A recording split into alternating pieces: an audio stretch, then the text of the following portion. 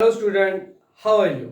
आज जो टॉपिक है वो हमने लिया है हार्मोनल रेगुलेशन, मेंस्ट्रुएशन साइकिल और उसके ऊपर जो हार्मोन का रेगुलेशन होता है वो हम टॉपिक लेने जा रहे हैं। मेरा नाम डॉक्टर संदीप चिप और मैं आपका बायो का टीचर।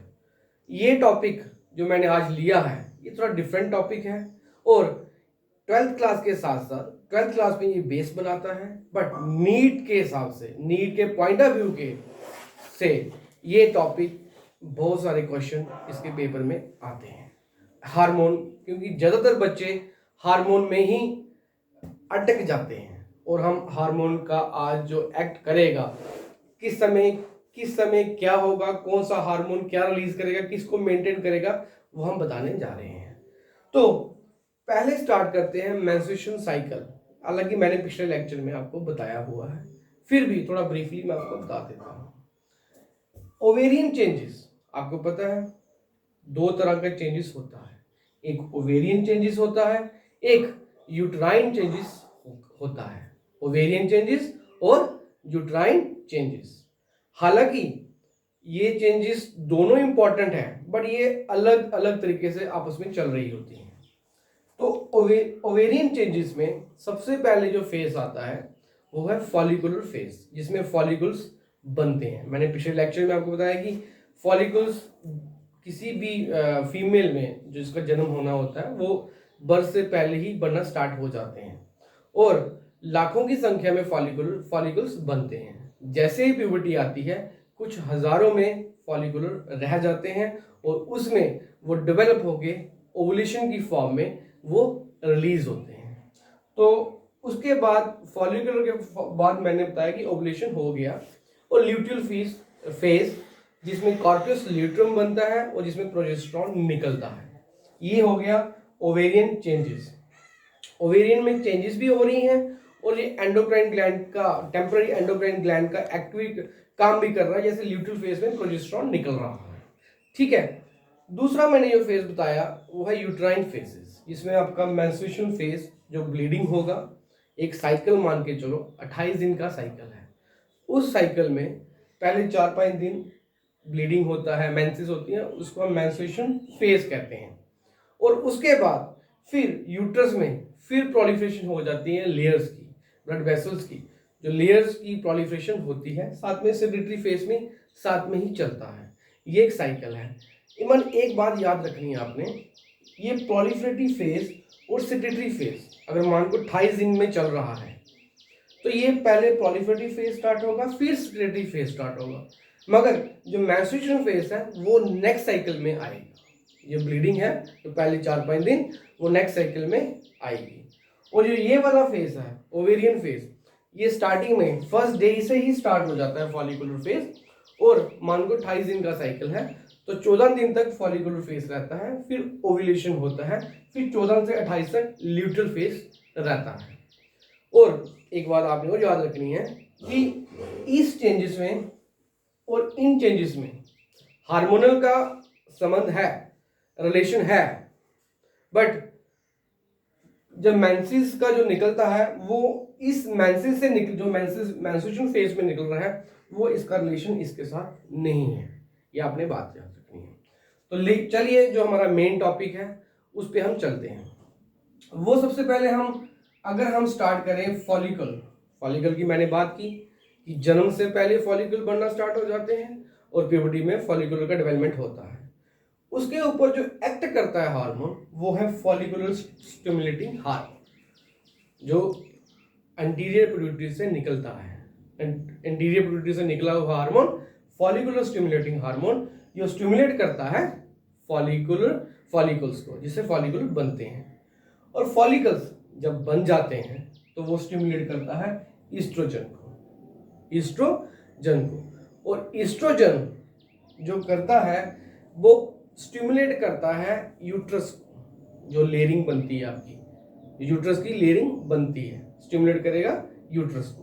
यूट्राइन चेंजेस में चेंजेस आती हैं।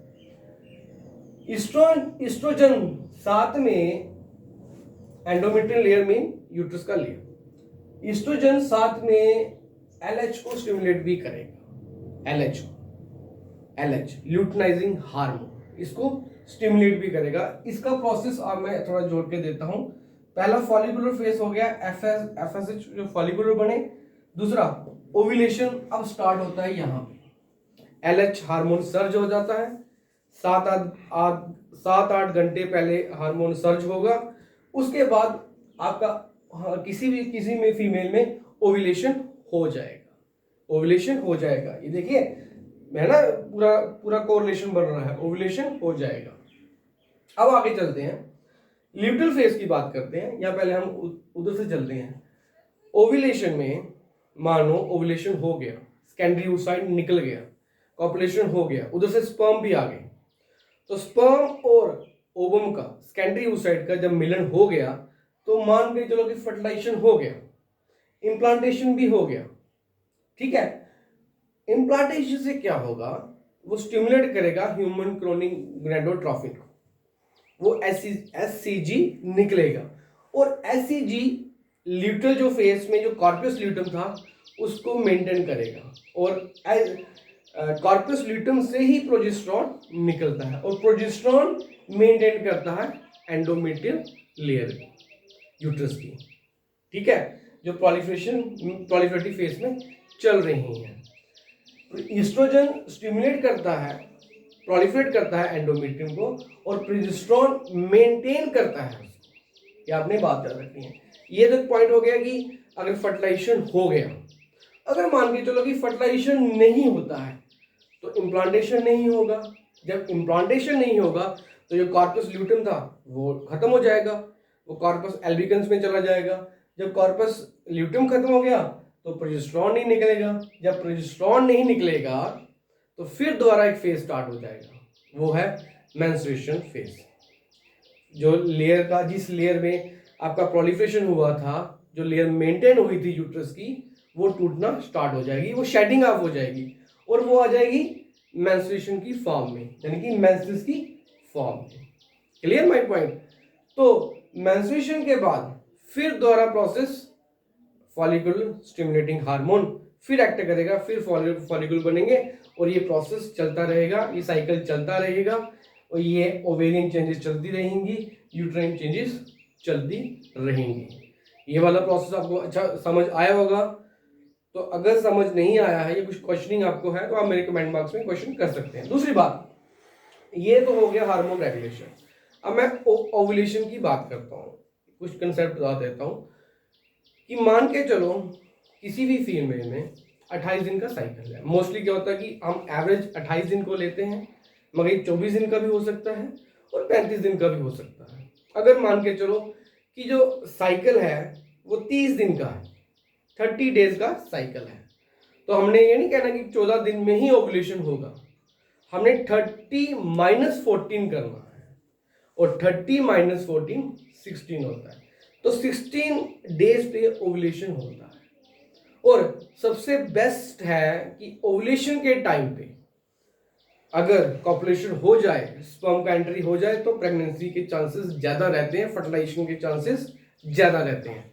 अब ओवुलेशन कैसे पता लगे या हम कैसे जान सकें? एक तो सिंपल प्रोसेस है कि फीमेल्स को अपने साइकिल्स पता होने चाहिए, पहली बात। दूसरा, आप 1 से 14 दिन तक टेम्परेचर रिकॉर्ड करो, थर्मामीटर से टेम्परेचर रिकॉर्ड किया। जैसे ही ओवुलेशन का टाइम 14, 15, 16 दिन के पास आता है तो टेम्परेचर में इंक्रीज होती है, क्योंकि ओवुलेशन हो गया, प्रोजेस्टेरॉन निकल गया।